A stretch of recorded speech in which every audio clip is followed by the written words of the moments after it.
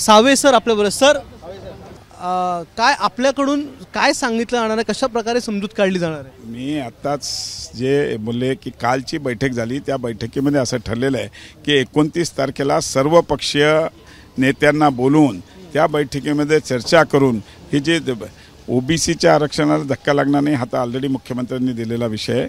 सगळ्या सोयऱ्यांच्या विषयावर त्या दिवशीच्या बैठकीत चर्चा होईल आणि त्यानंतरच निर्णय होईल.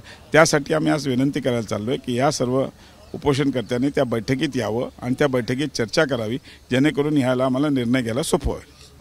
पुन्हा एकदा जरांगे पाटील म्हणतात की भुजबळांच्या संदर्भात त्यांनी वक्तव्य केलेले आहे, म्हणजे अनेक वक्तव्य पुन्हा एकदा सुरू झालेले आहेत जे काही महिन्यांपूर्वी होतं लोकसभेच्या आधी. 29 तारखेला या सगळ्या विषयाला, कारण की सर्व पक्षाची बैठक आहे, मागे पण ज्यावेळेस मराठा आरक्षणाच्या वेळेस सर्व पक्षीय बैठक बोलवली होती आणि एक निर्णयाला आपण पोचू शकलो, तसंच या बैठकीत पण आपण लवकरच त्या निर्णयाला पोचू शकू. धन्यवाद. आंदोलक ऐकतील असं वाटतं आपल्याला?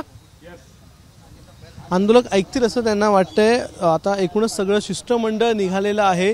उदय सामंत, अतुल सावे, गोपीचंद पडळकर देखील आलेले आहेत आणि त्यांच्याबरोबरच आता थोड्याच वेळात छगन भुजबळ देखील येणार आहेत, धनंजय मुंडे येणार आहेत. तर हे सगळं शिष्टमंडळ आता जायला निघालेलं आहे मुंबईवरून. थोड्याच वेळानंतर ते पुण्याला पोहोचतील, नंतर पुढे संभाजीनगरला देखील जाणार आहेत. पाहूयात या संपूर्ण आरक्षणाच्या मुद्द्यावर महाराष्ट्रात जो वादंग पेटलेला आहे त्यावर आता तरी तोडगा निघतो का? कॅमेरामन विनेसह अक्षय भाटकर, एबीपी माझा, मुंबई. एबीपी माझा, उघडा डोळे बघा नीट.